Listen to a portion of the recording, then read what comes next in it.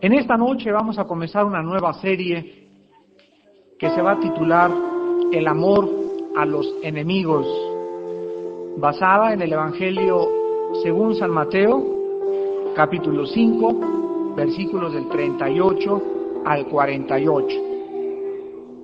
En este pasaje de Mateo 5, del 38 al 48, encontramos lo siguiente: que la norma de Dios es y va mucho más allá de la capacidad del ser humano. Yo recuerdo hace muchos años, antes de que fuera cristiano, cuando yo leí al que te pegue en una mejilla, volteale la otra, en ese momento me dije a mí mismo, esto no va conmigo, porque si yo volteo la otra, la gente me va a agarrar de trapeador, se va a aprovechar de mí, y además esto es para los cobardes. Yo que estoy tratando de imitar a Rambo, debo de defenderme, y si alguien me echa pleito en el periférico, bajarme y trompearme y demostrarle que soy más fuerte que él. Desgraciadamente esta clase de pensamientos es la que prevalece en la mayor parte de los seres humanos. En los seminarios que hemos tenido nosotros de mujeres, las mujeres que no son cristianas entran al seminario y escuchan por primera vez, mujeres, estar sujetas a vuestros maridos, y respingan, pero hagan de cuenta que les pusieron un cohete en el asiento. E inmediatamente, no, que chiquito, a mí estas cosas no van conmigo, a mí me la hace y me la paga. Y esta es la forma en que ustedes ven que reacciona el ser humano ante las normas demasiado elevadas de Dios para nuestra vida. ¿Se imaginan ustedes en los tiempos de Cristo, cuando había un grupo de hombres llamados los fariseos y los escribas, que según su propia perspectiva y opinión, ellos eran irreprensibles? Y se creían que porque externamente cumplían con su religión y diezmaban y hacían esto y se lavaban las manos, etcétera, etcétera, eran aceptados o debían ser aceptados por Dios. Aparentemente ellos eran los ejemplos de la sociedad de los tiempos de Jesús. Entonces Jesucristo, en este famoso sermón de la montaña, que es así como se llama, donde comienza el capítulo 5 de San Mateo, este mensaje de Cristo está tratando, escúchenme muy bien, de destruir los argumentos de los religiosos que creen que por cumplir exteriormente con la ley y con los ritos y con su misa y sus ceremonias pueden ser aceptados por Dios.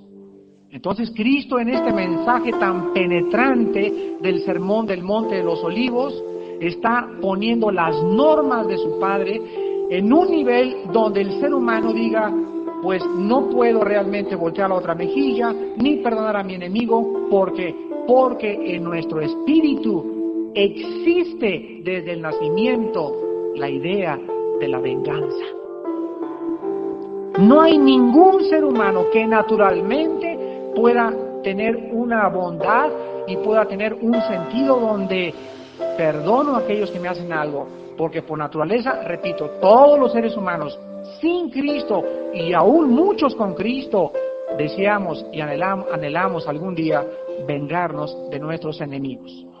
Vamos a leer este pasaje del 38 al 48, nos va a llevar varios jueves el poder cubrirlo todo, y en esta noche nos vamos a concentrar nada más en el versículo 38, ojo por ojo, diente por diente. Pero leamos pues todo el pasaje para tenerlo como base a nuestro estudio. Mateo 5, del 38 al 48. Oísteis que fue dicho, ojo por ojo y diente por diente. Pero yo os digo, no resistáis al que es malo. Antes a cualquiera que te hiera en la mejilla derecha, vuélvele también la otra. Y al que quiera ponerte a pleito y a quitarte la túnica, déjale también la capa. Y a cualquiera que te obligue a llevar carga por 1 milla, ve con él 2. Al que te pida, dale, y al que quiera tomar de ti prestado, no se lo rehuses. Oísteis que fue dicho, amarás a tu prójimo y aborrecerás a tu enemigo. Pero yo os digo, Amad a vuestros enemigos, bendecid a los que os maldicen, haced bien a los que os aborrecen, y orad por los que os ultrajan y os persiguen, para que seáis hijos de vuestro Padre que está en los cielos, que hace salir su sol sobre malos y buenos, y que hace llover sobre justos e injustos. Porque si amáis a los que os aman, ¿qué recompensa tendréis? ¿No hacen también lo mismo los publicanos? Y si saludáis a vuestros hermanos solamente, ¿qué hacéis de mal? ¿No hacen también así los gentiles? Sed pues vosotros perfectos, como vuestro Padre que está en los cielos es perfecto.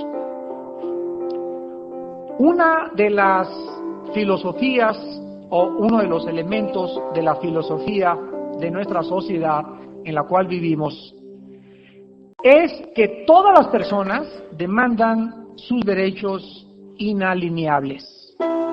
Existen diferentes movimientos en el mundo para demandar derechos y por todos lados vemos huelgas, porque la gente quiere derechos sobre la mujer, derechos sobre el hombre, derechos sobre los albañiles, sobre los plomeros, sobre los carpinteros, sobre los trabajadores de la Nissan, derechos para los prisioneros, para los niños, derechos para defender el aborto o en contra del aborto. Los sindicatos son grupos o asociaciones de personas que están conformadas con el único propósito de defender los derechos que los trabajadores tienen. Pero las huelgas brotan por donde quiera y por todos lados estos derechos que supuestamente debemos de tener son diariamente violados tanto por los sindicatos como por los hospitales, como por la policía, como por los mismos tribunales de justicia. Otras personas no soportan que nadie las insulte o que les diga algo o malas palabras porque de inmediato escuchamos la frase común y corriente: me las vas a pagar. No cabe duda que dentro del corazón humano existe el espíritu de la venganza y el anhelo de la justicia. Por todos lados escuchamos de las famosas vendetas italianas, escuchamos la venganza apache, y estas pasiones del hombre son los temas de la película del Padrino, que es una matazón tremenda, familias contra familias sicilianas, tribus contra tribus. Y cuando una persona no se venga, o cuando una persona es mansa o perdona al enemigo, se le clasifica inmediatamente en nuestra sociedad como una persona débil, cobarde y tonta. ¿No es verdad? Por causa de este deseo de venganza que existe en nuestro corazón, los fariseos del tiempo de Cristo malinterpretaron lo que estaba escrito en la ley: ojo por ojo, diente por diente. Y estas personas religiosas, fíjense ustedes lo que creyeron. Creyeron que el principio de ojo por ojo, diente por diente, representaba o significaba: dale o hazle a una persona conforme ella te haya hecho. Sin embargo, las palabras de Jesús en Mateo 5, del 38 al 48, deben haber llenado de asombro a los religiosos, pues las palabras de Cristo eran la antítesis de la naturaleza humana. Cuando alguien pelea por sus derechos en la sociedad en la que vivimos nosotros, ¿no se han dado ustedes cuenta que esta persona siempre se vuelve egoísta, cruel, ambiciosa y despiadada? En el egoísmo del ser humano, cuando queremos nosotros vengarnos y tomar la ley o la justicia en nuestras propias manos, comenzamos a demandar derechos, por ejemplo, de que esa persona me hizo esto, pues ahora yo me voy a vengar, pero en la venganza hay el egoísmo más grande de la justa retribución y siempre se nos pasa la mano. Siempre que el ser humano quiere tomar la ley en sus manos, se le pasa la mano por el corazón tan perverso que nos gobierna todos los días. La gente entonces, cuando está buscando justicia, está pisoteando los derechos de otras personas. Les voy a poner un ejemplo clásico. ¿Cuántas veces oímos todos los días que en la Ciudad de México, con 20 millones de habitantes aproximadamente, en el Valle de México, Vienen los maestros o los doctores o las enfermeras y paralizan el tráfico de Reforma de Insurgentes con el propósito de ¿qué cosa? Con el propósito de exigir sus derechos. Y en el momento de exigir sus derechos, pisotean los derechos que los demás ciudadanos tenemos de poder circular en las calles. Yo tengo el derecho de levantarme en la mañana en mi casa y llegar a mi trabajo en media hora. Y de repente me encuentro que aunque hay una manifestación para protestar porque demandan justicia. ¿Y mi justicia qué? ¿Y mis derechos que yo tengo qué cosa? Entonces siempre que el ser humano quiere demandar derechos, no se da cuenta que aplastan los de los demás. Y esta es la grande incongruencia que existe en la naturaleza humana al demandar derechos. Veamos un ejemplo, por ejemplo, en 1 de Corintios 9, 1 de Corintios capítulo 9, y todos estos pensamientos nos van a servir como base para este estudio del amor a los enemigos. En 1 de Corintios 9, versículos del 4 al 6, vamos a hacer un contraste entre los derechos o la pelea por los derechos y lo que el apóstol Pablo dice en este pasaje. 1 Corintios 9, del 4 al 6. ¿Acaso no tenemos, qué dice, derecho de comer y beber? ¿No tenemos derecho de traer con nosotros una hermana por mujer, como también los otros apóstoles y los hermanos del Señor y Cefas? ¿O solo yo y Bernabé no tenemos derecho de no trabajar? Aquí el apóstol Pablo está diciendo lo siguiente: yo soy un ministro del Evangelio. ¿No creen ustedes que tengo derecho, como todos los demás que trabajan, de tener comida? ¿No creen que tengo derecho de tener una casa? ¿No creen que tengo derecho de tener un coche? ¿No creen que tengo derecho de tener una esposa, etcétera, etcétera, como los demás? Pero sin embargo, aunque el apóstol Pablo sabía sus derechos y que él podía demandar estos derechos, vean el versículo 12. Si otros participan de este derecho sobre vosotros, cuánto más nosotros. Pero no hemos usado de este derecho, sino que lo soportamos todo por no poner ningún obstáculo al Evangelio de Cristo. Aquí encontramos entonces que los derechos que él tenía como apóstol los hizo a un lado. No puede levantarse ahorita una señora y decirme: oiga, señor, ¿no tengo yo derecho a que mi esposo me trate bien? La respuesta es: sí, señora, su esposo la tiene que tratar bien. Pero si usted es cristiana, el derecho que usted tiene de que su esposo la trate bien, lo tiene que hacer a un lado y soportar los gritos y los sombrerazos del esposo para ganarlo a Cristo. No tengo yo derecho, viene un joven y me dice: Señor, de que mi padre me deje ir a una fiesta, no tengo derecho de hacer esto, de agarrar el carro, etcétera, etcétera. A lo mejor sí lo tienes, porque eres mayor de edad, pero si tú eres cristiano, ese derecho que tú tienes, no lo exijas si tu padre no es cristiano, para poder ganarlos a ellos a Cristo. Entonces nosotros comenzamos a entender que los cristianos, aunque tenemos muchos derechos para hacer muchas cosas, muchas veces no debemos usarlos, sino que vamos a voltear la otra mejilla, con el propósito de que el nombre de Dios sea glorificado. Vean otro ejemplo en el capítulo 14 de Romanos. Antes de 1 Corintios tienen ustedes el libro de Romanos.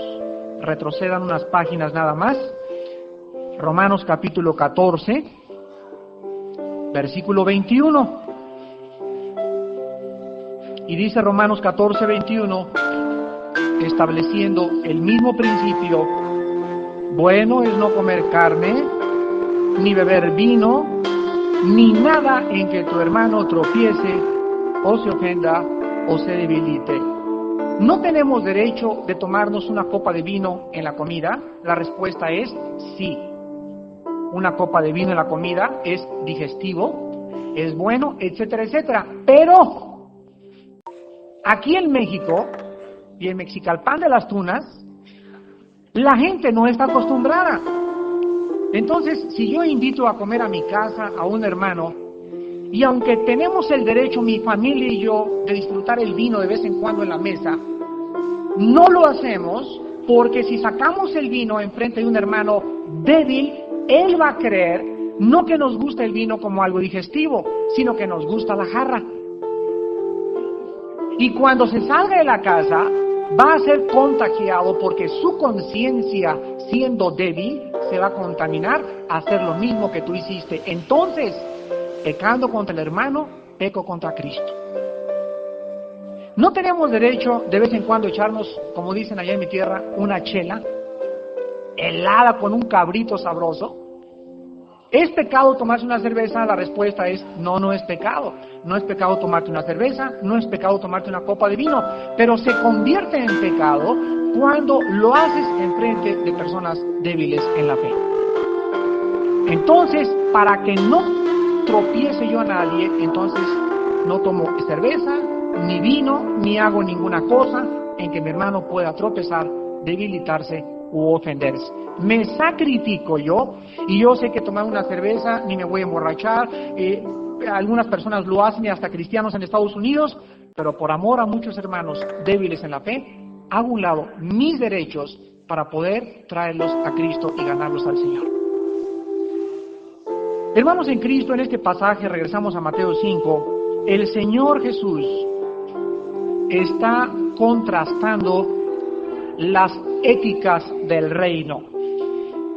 Y las éticas del reino de Dios son el perdón, el no egoísmo, la mansedumbre y la no venganza, con el espíritu vengativo que caracteriza a nuestra sociedad. El pasaje de Mateo 5 del 38 al 48 ha confundido a mucha gente. Yo recuerdo hace algún tiempo, hace como 5 o 6 meses, que di un mensaje en México acerca de la pena de muerte y la Biblia. Y en este pasaje yo explico claramente de qué forma la Biblia sostiene y apoya la pena de muerte. La primera reacción del público se manifestó en el periódico Excelsior. Y ustedes, los que leen el Excelsior, en la segunda página de la primera parte, siempre van a encontrar una tribuna que se llama Foro de Excelsior, donde la gente manda sus opiniones y se publica todo lo que cualquier persona mande o critica de otros artículos anteriores. No se imaginan cómo me llegaron los ataques. Me llegaron ataques de pacifistas, de adventistas, de testigos de Jehová, que cómo era posible que yo predicara a Cristo y dijera que la Biblia apoya la pena de muerte cuando Cristo dijo que perdonáramos a nuestros enemigos. ¿En dónde radica la confusión? La confusión radica en lo siguiente. Mucha gente usa este pasaje y lo ha malinterpretado para creer que no debe existir ni la policía, ni el ejército, ni los tribunales, ni las cortes de justicia. Y si este pasaje estuviera apoyando el desarme y que no hubiera policía ni ejército, ¿saben una cosa? Entonces viviríamos una utopía, o a lo mejor en el milenio. Pero este pasaje de ninguna manera está diciendo de que la policía se desarme y el ejército se retire y que un país no tenga cárceles, ni tampoco se castigue el crimen, de ninguna manera, sino que está explicando claramente cuál es la perspectiva de nosotros como individuos, escúcheme muy bien, y cuál es el deber que tiene la sociedad de poder exigir que el crimen sea castigado. Vamos entonces a comenzar a estudiar el principio de la ley mosaica, para que podamos comprender lo que significa: oísteis que fue dicho, ojo por ojo, diente por diente. Cristo, al decir oísteis que fue dicho, ojo por ojo, diente por diente, les está diciendo a los fariseos que en el Antiguo Testamento estaba permitida la venganza. Ojo por ojo, diente por diente, si me la haces me la pagas, en otras palabras. ¿Estaba Cristo realmente diciendo eso? Porque los fariseos lo malinterpretaron. Y los fariseos comenzaron a decir, no, la ley dice ojo por ojo, diente por diente, entonces podemos nosotros vengarnos individualmente de cualquiera que nos agrede. Y los fariseos tan mal interpretaron eso, que por eso Cristo les dijo, oísteis que fue dicho, mas yo os digo. O sea, lo que ustedes oyeron, lo oyeron mal. Y lo que ahora yo les voy a decir a ustedes es la realidad. Y nosotros encontramos entonces de qué forma la Biblia no está en contra del orden, ni tampoco de la ley, porque el orden y la ley, mis queridos hermanos, fueron establecidos por Dios para la preservación de la sociedad. Vean Romanos capítulo 13, del 1 al 5. Esto viene a colación, repito, porque cómo se ha malinterpretado la Biblia, e inclusive hay muchos cristianos que creen que el cristiano debe ser pacifista. Hay cristianos que yo les he hecho esta pregunta. Si tú fueras presidente de la República siendo cristiano, ¿anularías la policía? ¿Le quitarías todos los tanques y las ametralladoras a los soldados? Si tú fueras cristiano y fueras presidente de la República, si un ejército invasor nos invadiera, ¿qué harías tú? ¿Le dirías al ejército, volteen la otra mejilla a todos? Si alguien es atropellado en la calle o alguien mata a tu hijo, y tú eres testigo y ves al asesino ahí, le dices, ¿sabes qué? Por mí no hay ningún problema, échale más balas si quieres. Si alguien se mete a tu casa y te roba, como cristiano, ¿qué haces tú? Le vas a decir al ladrón, ¿sabes qué, compadre? Por mí, llévate si quieres también la videocasetera. Si quieres te ayudo a echarle más al costal. Realmente esto es lo que este pasaje significa, de ninguna manera. Vean lo que dice Romanos 13, del 1 al 5. Sométase toda persona a las autoridades superiores, porque no hay autoridad sino de parte de Dios, y las que hay por Dios han sido establecidas. De modo que quien se opone a la autoridad, a lo establecido por Dios, resiste, y los que resisten acarrean condenación para sí mismos, porque los magistrados no están para infundir temor al que hace el bien, sino al malo. ¿Quieres pues no temer la autoridad? Haz lo bueno y tendrás alabanza de ella, porque es servidor de Dios para tu bien. Pero si haces lo malo, teme, porque no en vano lleva, ¿qué cosa? La espada, ¿verdad? La espada es el instrumento para impartir la justicia. Y dice así, pues es servidor de Dios, vengador para castigar al que hace lo malo. Por lo cual, es necesario estarles sujetos, no solamente por razón del castigo, sino también por causa de la conciencia. Entonces nosotros vemos que al mismo tiempo que la Biblia enseña que perdonemos a nuestros enemigos, tenemos que descubrir el contexto dentro del cual tenemos que aplicar estas palabras, porque también la Biblia nos enseña que los jueces y la policía y las autoridades y los magistrados están representando dentro del orden civil el poder de Dios. Entonces, si yo voy en la calle y alguien me choca un coche, esa persona necesita ser llevada ante las autoridades civiles para que las autoridades civiles determinen los daños de mi coche y le exijan la reparación de mis daños. Si yo voy en la calle y alguien me choca y le digo, que Dios te bendiga, dale otro si quieres también por detrás, porque el Señor me dijo que voltea otra mejilla, no soy manso, soy menso. Y en ese momento, fíjense ustedes, yo como cristiano estoy contribuyendo a la irresponsabilidad de personas que como locas manejan en las calles. Y a mí me hizo este daño, un día va a matar a otra persona. Esa persona necesita ya a tiempo un escarmiento a través de las autoridades civiles. Si un ladrón se brinca a mi casa Ese ladrón, si yo lo puedo atrapar, o si yo trabajo, por ejemplo, en la policía, pues tengo mi pistola en mi casa, ese ladrón veo que se mete al cuarto de mis hijas y que las quiere violar, yo puedo sacar la pistola y tirarle 2 o 3 balazos, o asustarlo, o a los pies, desde luego que no me voy a matarlo, ¿verdad? Y en ese momento agarro el teléfono y le hablo a la policía. Y mientras le hablo a la policía, ¿sabe una cosa? Le comienzo a testificar de Cristo. Vean ustedes, entonces, la diferencia. O sea, ese ladrón lo mando a la cárcel y le digo, ¿sabes lo que haces porque no tienes a Cristo? Necesitas al Señor, pero al mismo tiempo que lo entrego a las autoridades para reparar su daño y contribuir a su propio mejoramiento, yo no puedo odiarlo en mi corazón. Eso es lo que Cristo está tratando de decirnos, que no puede existir en nosotros la idea de la venganza. O sea, el ladrón entra a mi casa, yo soy policía, lo agarro y en ese momento le digo, ¿sabes qué, vieja? Amárramelo por favor a la cama, y hijitos traigan alfileres y vamos a comenzar a alfilerear a este y nos las va a pagar de todas las que hicieron. O en ese momento lo agarro a cachazos y digo, pues aquí me vas a pagar y voy y te entierro y te quiero un lote. Dios nunca quiere que tomemos la justicia en nuestras manos.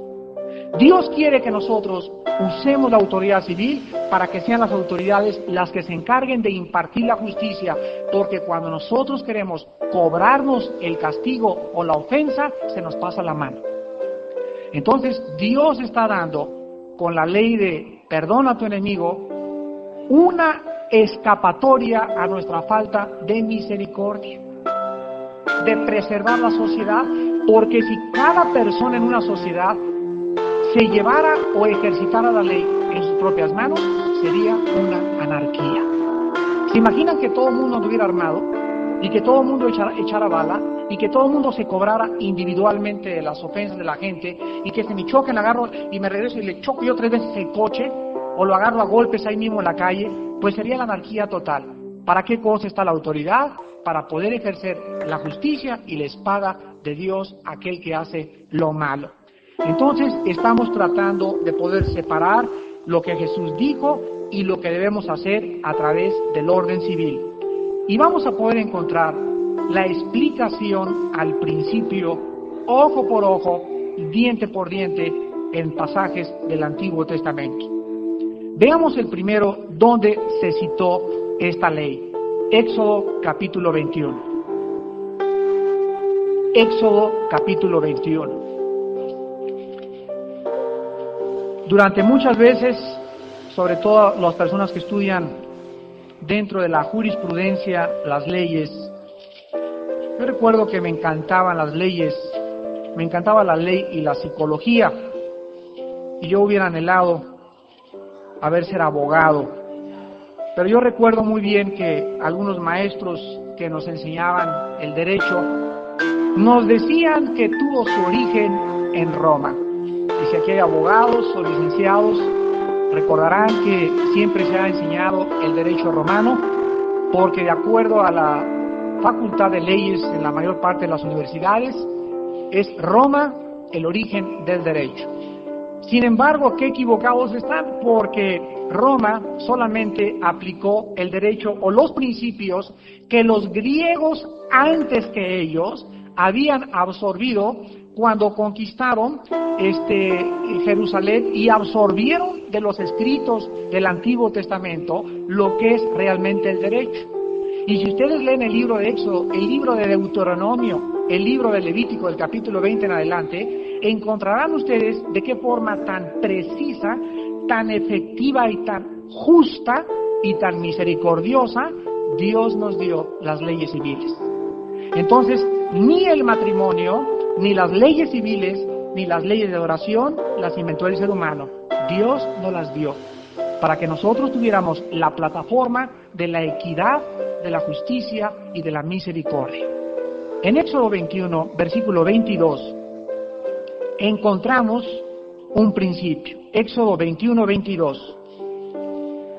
Si algunos riñeren o hirieren a mujer embarazada, y ésta abortare, pero sin haber muerte, serán penados conforme a lo que les impusiere el marido de la mujer, y juzgaren ¿quiénes? los jueces. Aquí encontramos el caso de que si una mujer va por la calle embarazada, fíjense de cuántas áreas protege Dios. Y hay un pleito entre dos borrachos. Y un borracho pues le da un trancazo a esta mujer, o la mujer la tumban, o de alguna forma ella queda inmiscuida en el pleito, ya sea que aborte o que no aborte. Aquí la ley le daba al marido el derecho de exigir por los daños causados.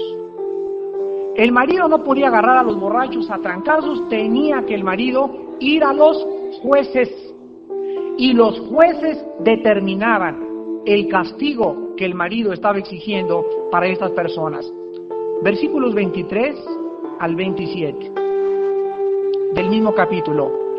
Mas si hubiera muerte, entonces pagarás vida por vida, ojo por ojo, diente por diente, mano por mano, pie por pie, quemadura por quemadura, herida por herida, golpe por golpe. Si alguno hiriere el ojo de su siervo o el ojo de su sierva y lo dañare, le dará libertad por razón de su ojo. Y si hiciere saltar un diente de su siervo o un diente de su sierva, por su diente lo dejará ir libre. Aquí encontramos, en segundo lugar, que dentro del marco de la ley civil, Dios protegía al débil del fuerte, exigiendo una justa retribución. Escúchenme muy bien lo que significa una cárcel. Las cárceles no existen en el Antiguo Testamento. Las cárceles o los reclusorios o las correccionales son instituciones inventadas por el ser humano, donde la sociedad, al sacar a un criminal o un ladrón, lo meten a un lugar donde creen que ahí va a ser, ¿qué cosa? Rehabilitado. ¿Es verdad? Ningún sistema penitenciario puede rehabilitar el corazón del ser humano. Número uno. Número dos. Las cárceles son lugares que existen para que esa persona pague lo que hizo. ¿Y es verdad eso? Si alguien llega en tu casa y te roba una televisión que vale $1,000 y ese ladrón es capturado, se le manda a la cárcel. Y sabe una cosa, a mí que me importa que le echen 10 años, a mí que me importa que lo torturen, que le claven alfileres, que lo metan al pocito, a mí no me importa. A mí, la persona ofendida, el ciudadano con derechos, nada más nos importa que nos reparen el daño. Entonces, la sociedad, si conociera y siguiera la Biblia, haría que las personas que hacen algo, vas a entrar a la cárcel, y te voy a decir una cosa, vas a trabajar dentro de la cárcel para que dentro de la cárcel tengas un salario, y hasta que pagues los $1,000 de la televisión que te robaste, hasta entonces sales. Y si tú le quitaste la vida a una persona, quiero decirte que no hay cómo pagar esa vida más que con tu propia vida. ¿Ustedes creen que cuando un asesino mata a un niño, a una persona, a una joven o una señora, o violan a 2 o 3 muchachas, le echen 30 años de cárceles, 30 años de cárcel, van a pagar la vida de un individuo? ¿Saben qué cosa quería Dios decirnos al establecer la pena capital? Ojo por ojo, diente por diente. El que derramare sangre o el que a espada levantare, por la espada debe ser muerto. Nos estaba diciendo lo siguiente: miren, seres humanos, si tú le quitas la vida a ese individuo, quiero que te metas en la cabeza lo siguiente: lo único que puede pagar la vida que tú quitaste es tu propia vida. Así que cuando quieras quitarle la vida a un semejante, piénsalo 5 veces, porque vas a pagar con tu propia vida. Y cuando los criminales consideren que el matar a una persona va su vida de por medio, les aseguro que lo pensarían antes de hacer sus crímenes. Pero ahora el Código Penal, en casi todos los lugares, en casi todos los países, y nuestras constituciones, aunque demandan los castigos que deben hacerse, ha pervertido la ley, y ahora se consideran a los criminales víctimas de la sociedad. Ahora en Estados Unidos violan a una señora embarazada, se meten 3 individuos, que es allanamiento de morada y violación, y salen con fianza. ¿Es posible que esas personas puedan salir con fianza? ¿Puede esa fianza garantizarle al Estado que no van a reincidir en su delito cuando deberían recibir un escarmiento mayor? ¿Es posible que una hermana mía o mi madre o mi esposa no pueda aquí en Cuernavaca pasar por cierta calle porque tiene fama de que las violan y de que esos violadores salen a los 15 días porque pagaron mordida? ¿Es posible que nosotros podamos vivir en un lugar donde al criminal se le pueda considerar como una víctima y no como una persona responsable delante de Dios y de nosotros? Por estas situaciones fueron por las cuales Dios dijo, ojo por ojo, diente por diente. Pero escúcheme muy bien y quiero acabar con esto. La ley ojo por ojo, diente por diente no era dada al individuo, sino a los jueces. Los jueces de Israel deberían de ser responsables de que los crímenes correspondieran a su pago. Y si alguien quemó, tendría que recibir lo mismo. Si alguien le sacó un ojo, el ojo se lo deberían de sacar. Y si alguien le robó un chivo, esa persona tenía que pagar el chivo, etcétera, etcétera. Pero los jueces tenían que pagar conforme a lo que el criminal había hecho. Esto significaba ojo por ojo, diente por diente. Pero nunca esto podía ser atribuido a la persona individualmente, más que a los jueces dentro de la sociedad. Finalmente vemos nosotros otro pasaje. Y dice en Deuteronomio capítulo 19, Deuteronomio 19, vamos a ver primero el versículo 15, Deuteronomio 19, versículo 15. No se tomará en cuenta a un solo testigo contra ninguno en cualquier delito ni en cualquier pecado, en relación con cualquier ofensa cometida. Solo por el testimonio de 2 o 3 testigos se mantendrá la acusación. Aquí encontramos nosotros que el castigo no podía ni el juicio llevarse a cabo sin qué cosa, sin 2 o 3 testigos. Que llegara una señora, señor juez, me pegó mi esposo y me dijo que estaba fea y que tenía cara de piña, etcétera, etcétera. O allá hay un señor que hizo esto y esta cosa. Un juez jamás podía emitir juicio ni sentencia sin tener evidencias. Cuando condenaron a Jesucristo, el Hijo de Dios, el juicio más injusto que la sociedad ha tenido fue el juicio de Cristo, porque nunca mostraron ni presentaron ningún testigo. Y los testigos que llamaron fueron testigos falsos. Vean el versículo 16 al 19 de Deuteronomio 19. Del 16 al 19.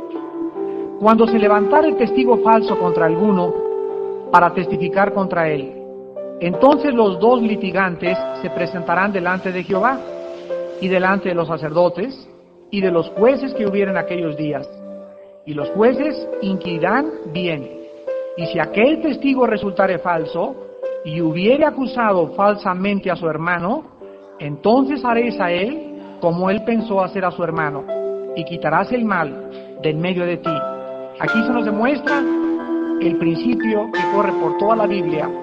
La única forma de acabar con la maldad y el crimen dentro de la sociedad es dando un castigo justo y ejemplar al que viola las leyes, incluyendo en este caso el caso de perjurio.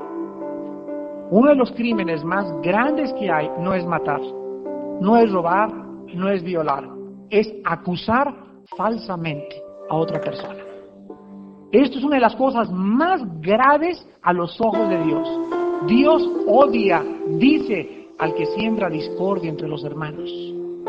Dios odia al que calumnia a su prójimo. Dios odia a aquel que siembra en la iglesia chismes y señalan a una persona sin tener los testigos para acusarla de los pecados que la acusan.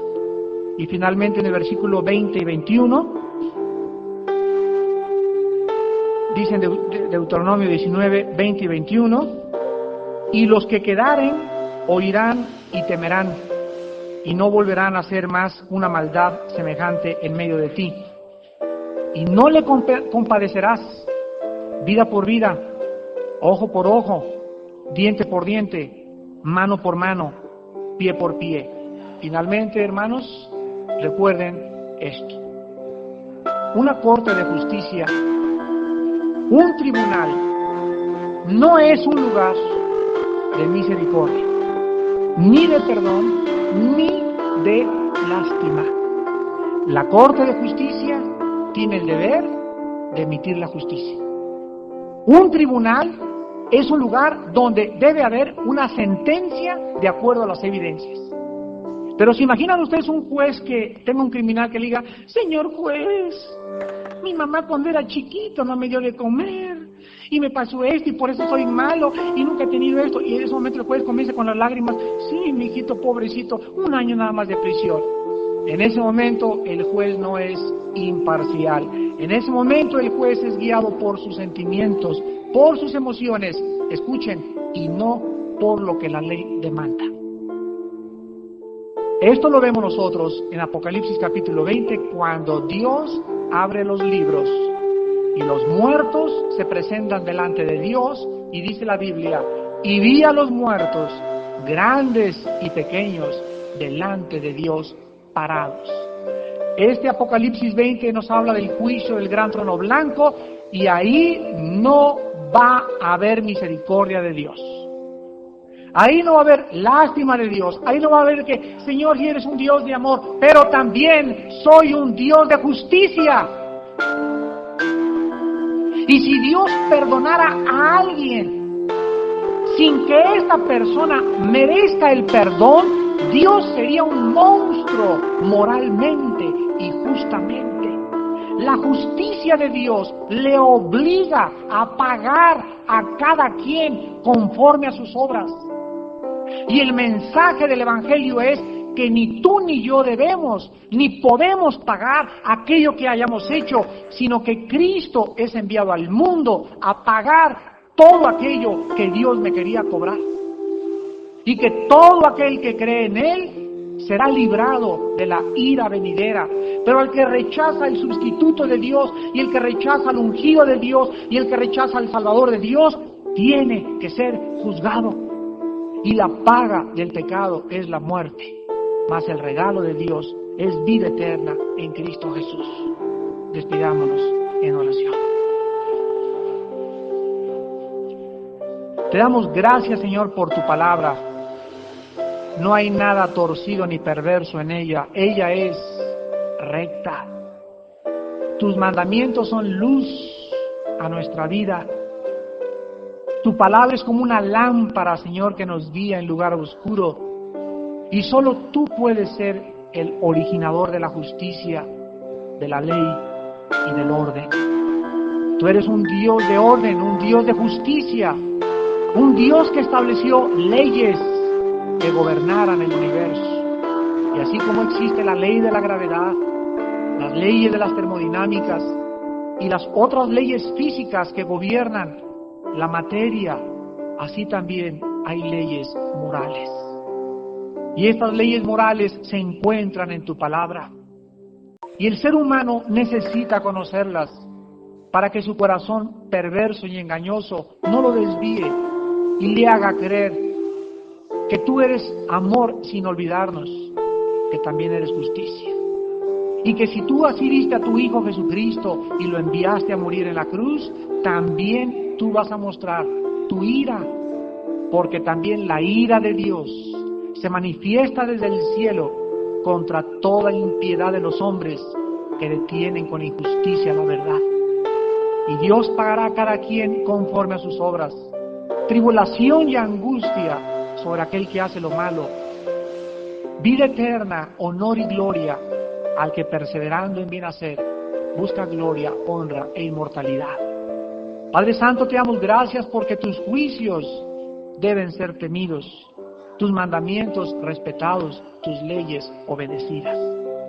Gracias, Padre, porque tus leyes son para nuestro beneficio, para que vivamos y para que tengamos tranquilidad en esta vida, y para que sepamos que todo lo que el hombre siembre, el hombre tiene que recoger. Y tú no vas a cambiar estas leyes, las consecuencias las recibimos automáticamente. Gracias por Jesús, Padre. Gracias porque Él hizo por nosotros y sigue haciendo lo que nunca podríamos hacer sin tu ayuda. Gracias por tu palabra que nos sigue guiando a toda la verdad.